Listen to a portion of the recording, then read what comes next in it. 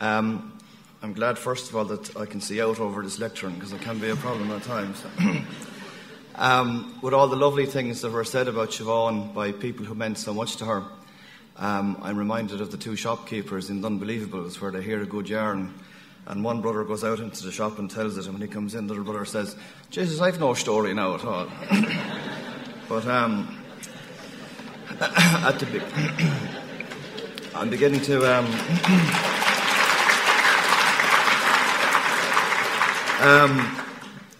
we spoke this morning as well, and I think somebody mentioned there in the Our Father that "Thy will be done on earth as it is in heaven."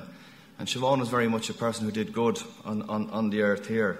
And I think in her wedding speech that I can remember about Rosemary and Dominic Smith, she said she never thought that somebody would say to her, "You'll end up like your mother," and she thought it to be a compliment.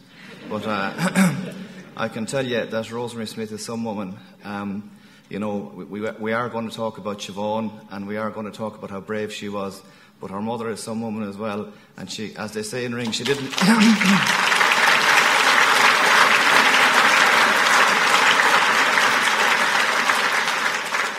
As they say in Ring, she didn't lick it off the ground. She also said in her wedding speech about her father, I think the exact words she used was, "And my father," she said, "God bless him, taught me how to party." So that was very important.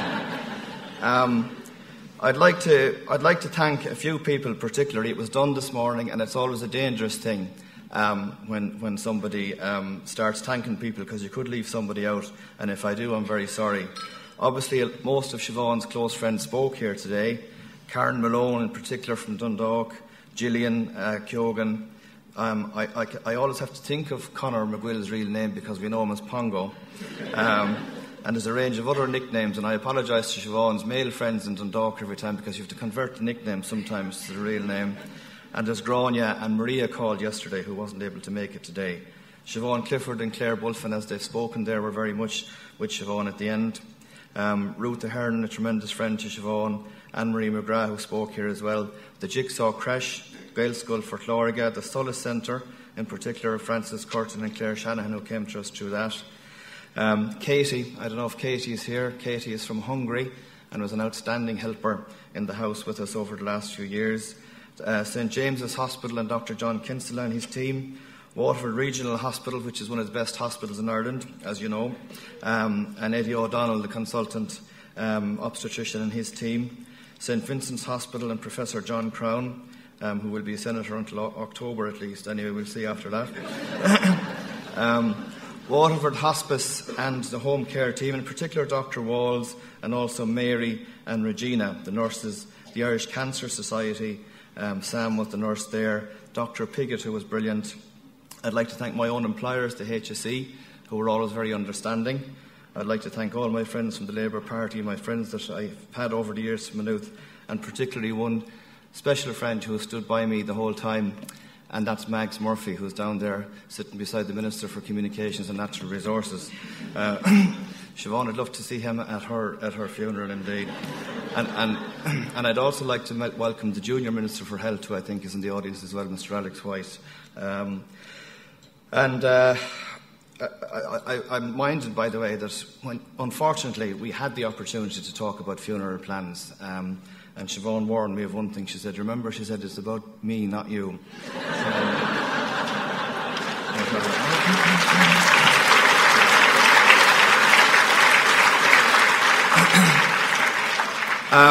There was one consultant who departed from script, I suppose, in his case. He actually wanted to read us what Siobhán had recorded on her medical file last February, and it has been alluded to here today.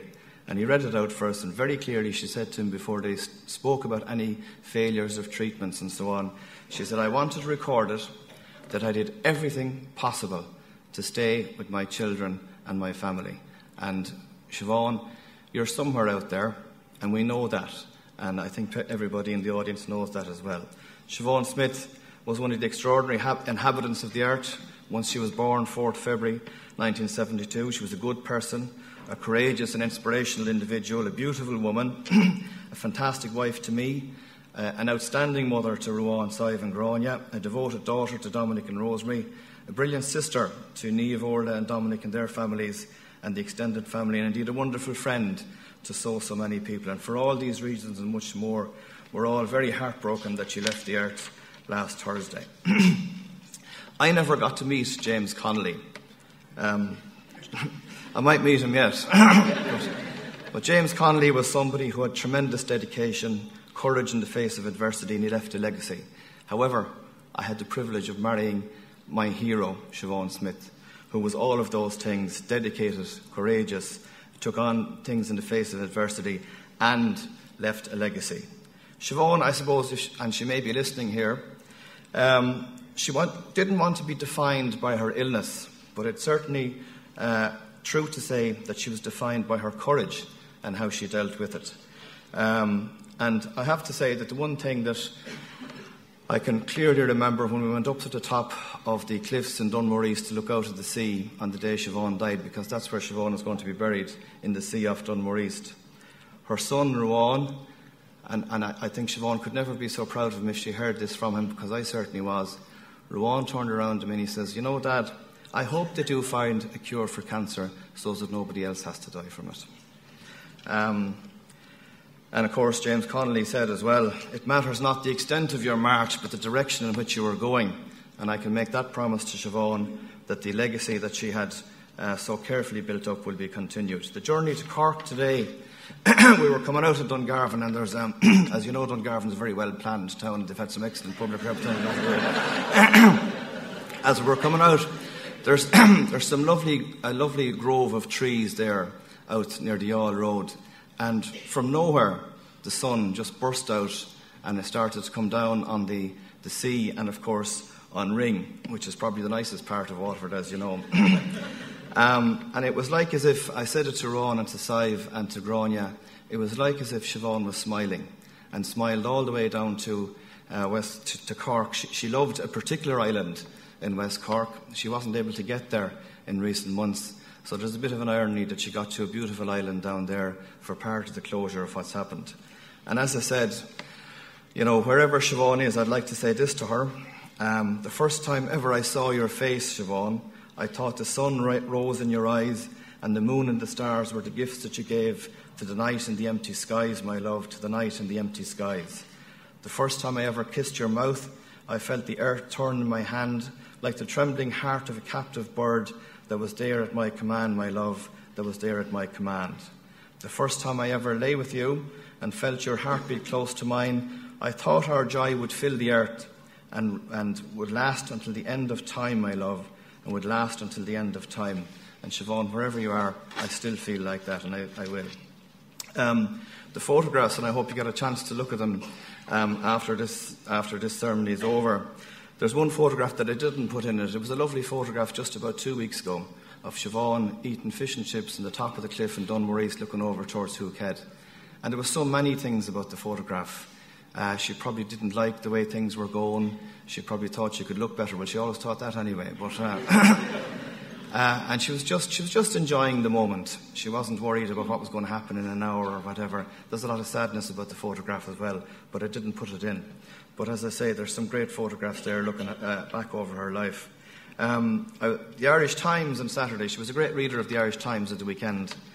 And it's funny, when I flicked through the Irish Times myself for this weekend, there was things in it like a review of a restaurant here in Waterford. She'd have been very interested in that. There's the what's hot and what's not list. There was McDonough's fish and chip shop in Galway on the what's hot, and she said, "There you go, I knew I was way ahead of them on that one." There was a piece from Maeve Higgins about her ideal picnic, and Siobhán had plenty of views on what the ideal picnic should be. And there was something in it as well about the On the Rails, which is the Brendan Courtney and Sonia Lennon's new range of clothes. She would have had views on that and would have been on to various people who were speaking up here today. But unfortunately, in one part of the Irish Times as well on Saturday, there was a death notice for Siobhán Smyth. So she's gone from this earth, but she's very much in our minds. Seeing Minister Rabbitte there reminds me of another great hero of mine, who's now the President of Ireland. There was one occasion when, I forget when it was now, but we were in a group and Michael D was being introduced to various people, and there was all sorts of people trying to talk to him. And after being introduced to Siobhán, he turned back to her and he put his hand on her shoulder and said, love the red hair, beautiful.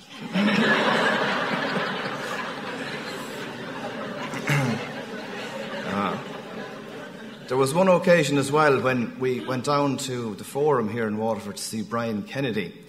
And at the end of the concert, Brian Kennedy came down to the back and he was actually sitting down and signing autographs for people and so on. And I said, sure, why don't you go up to him, you know? So, sure, why don't you? I said, no, you go up yourself. So she did. We used to argue a lot in public, as people know. But she went up to him, and Brian Kennedy sat down, and he's a very nice guy and all that, and he smiled and he took photographs and signed autographs for everybody. But when he looked up and he saw Siobhan, he actually stood up from the chair and he said, my God, look at your red hair. I'd love red hair like that. Where'd you get it?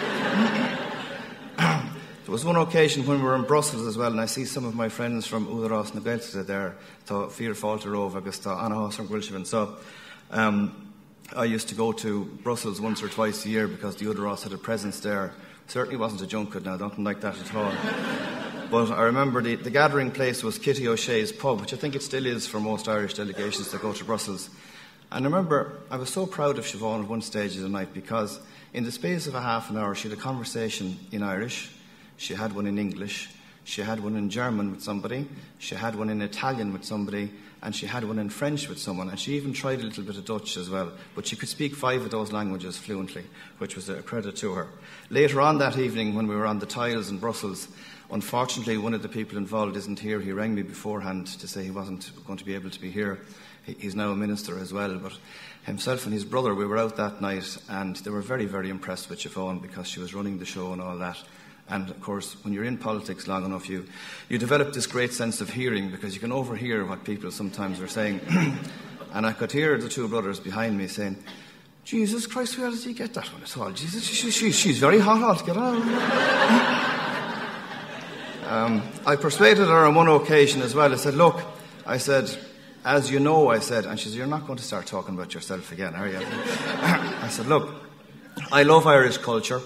And I love the people here. But I said, look, please come to a Joe Dolan concert with me in Waterford, you know. Because I said, look, I'd just love to see him, and I can't go on my own, you know. So we actually did go. And somebody mentioned earlier on that Siobhan just clicked or lit up a room. At one stage, I think I met someone I knew or something. And next thing I turned around, here was Siobhan in the middle of all these old ones with the Joe Dolan paraphernalia and so on. And about 5 minutes later, there's one part of a Joe Dolan show when he used to come over and pick a lady's hand in the audience and sing to her. And 5 minutes later, who was it? Only Siobhan up in the front row.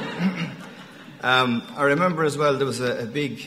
Siobhan didn't appear much around Dungarvan in the early days. She appeared a lot there now in recent years, in the tannery particularly, in places like that. But in the early years when I was involved down there, she didn't really accompany me that much. But there was one big occasion I can remember. It was the early 2000s. And she walked into the room, and of course she had went and done the hair, she got a new outfit, the whole business, and there was heads turning everywhere, you know. And there was one guy, he's retired now since from the council. He wasn't a councillor, because a councillor would say worse, but he was a council official. And he says to me, Jesus, he said, it's no wonder you don't be bringing her up or down here at all. He said, they'd all be after her.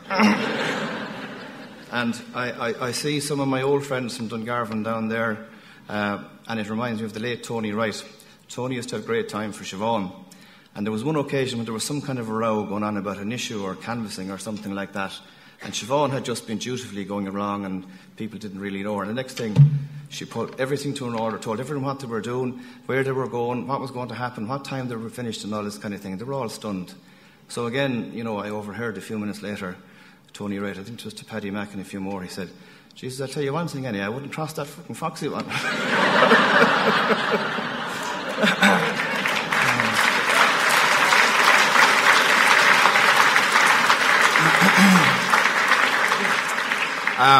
And I used to joke, Siobhan used to hate this joke, but I think when she was 16, I think, she ended up in a school concert doing a duet with Andrea Corr, and he used to always say afterwards, quite clearly from the photographs, I got the better half of that duo.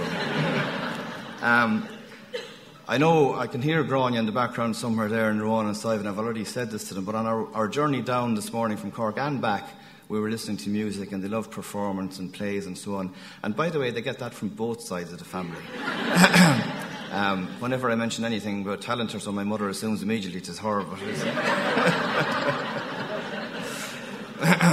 she used to always like to compare her red hair to Siobhan's, but Siobhan's was natural.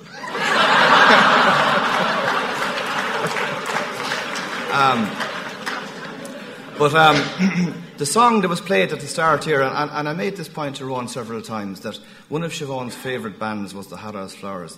And one of the distinctive things about the Hot House Flowers that I was saying to Ruán in particular now, because he took a big interest in this, is that Liam O'Mahony and Fiachra Ó Céilleachair spoke Irish to their father, as Ruán, Sadhbh and Gráinne do to me. But that didn't stop them from achieving in the world, and they had a massive worldwide hit with a particular song that was sang there in the beginning and so on. But just before I actually tell you what the song means, because it amazes me the amount of people who don't realise what Don't Go is about. But there was one occasion I can remember, it was the Wexford Opera Festival, which Siobhan used to love going to, and it was a whole day's event. She had gone and done the hair in the morning. We had gone to Green Acres, I think, to get something, and the sun was shining, and we had it as kind of a picnic down on the waterfront. And then in the afternoon, I was told to go and do what I liked. She was gone shopping, of course, the usual.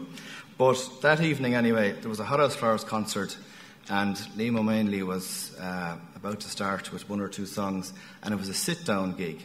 And you could tell the Hot House Flowers weren't really used to people sitting down and all that kind of thing. And in much the same way as Siobhan used to do it with the hair herself, O'Mahony goes like this, and he says, "This is a sit-down concert, I think, is it?" And he plays away, and he looks, and he says, "Well," he said, "standing and dancing can be arranged." And with that, he leapt out onto the floor, and the first person to kick away their chair and go dancing with him was Siobhán Smyth. But Don't Go, the first verse of Don't Go reminds me of the kind of summer that we've had so far. We're getting on with it, enjoying life as best we can. But Don't Go is about a friend of Liam O'Mahony and Fiachra Ó Céilleachair who was dying from cancer. And if you listen to the lines of it, there's a smell of fresh cut grass, and it's filling up my senses. And the sun is shining down on the blossoms of the avenue. There's a buzzing fly hanging around the bluebells and the daisies, and there's a lot more loving left in this world. Don't go, don't leave me now. While the sun smiles, stick around, laugh a while. And I was also saying to Ruán and to Sadhbh again, and Gráinne, through all the music and art and so on. In Siobhan's last hours, actually, up until an hour before she passed away, through some quirk of our house, she ended up wearing a John Lennon T-shirt with Imagine written on it. And I was saying that's not exactly the way she was wanting to go now, but there was some kind of panic on, and I was sent into the wardrobe by nurses and so on to get an outfit, and I think I went in and out of the wardrobe, must have been 6 times. No, that's no good. Just grab anything at all. So I grabbed that. And the significance of it, I was saying to Ruán, is that this is 30-something years after John Lennon died. People still talk about him. People still love what he did. People love the legacy he had, the political views he had, and so on. And I said to Ruán, John Lennon was the same age as Mammy when he was taken away, but people are still talking about him. And in 40 years' time, people will still be talking about Siobhán Smyth, even though she left the earth 40 years ago. And there's another connection in the Beatles as well. I said to Ruán in particular that Paul McCartney was a little boy when his mother died. And, Paul McCartney wrote a song about that. And now Paul McCartney is as old and as good-looking as Dominic Smith and Tommaso Céilleachair. He might have a few quid more, maybe, I suppose.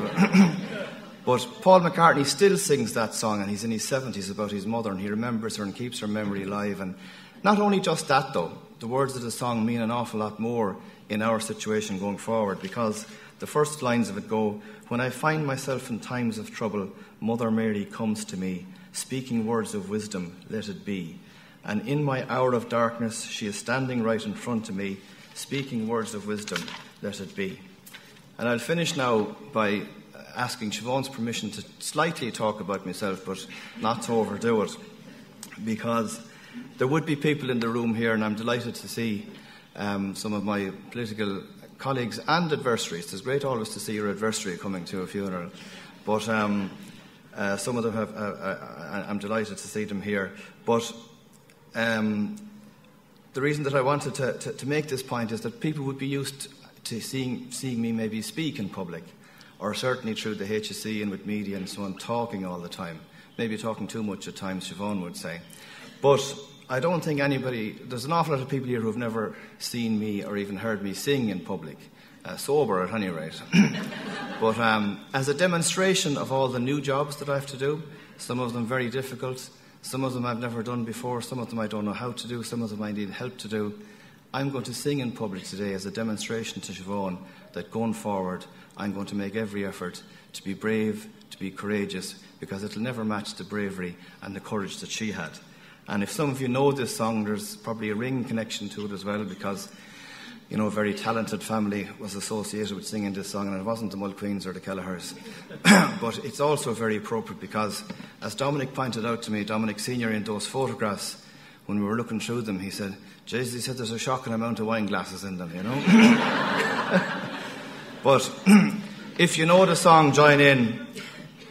Of all the money that e'er I had, I've spent it in good company, and all the harm that e'er I've done, alas, it was to none but me. And all I've done for want of wit, to memory now I can't recall. So fill to me the parting glass. Good night and joy be with you all. Of all the comrades that e'er I had, they are sorry for my going away. And all the sweethearts that e'er I had,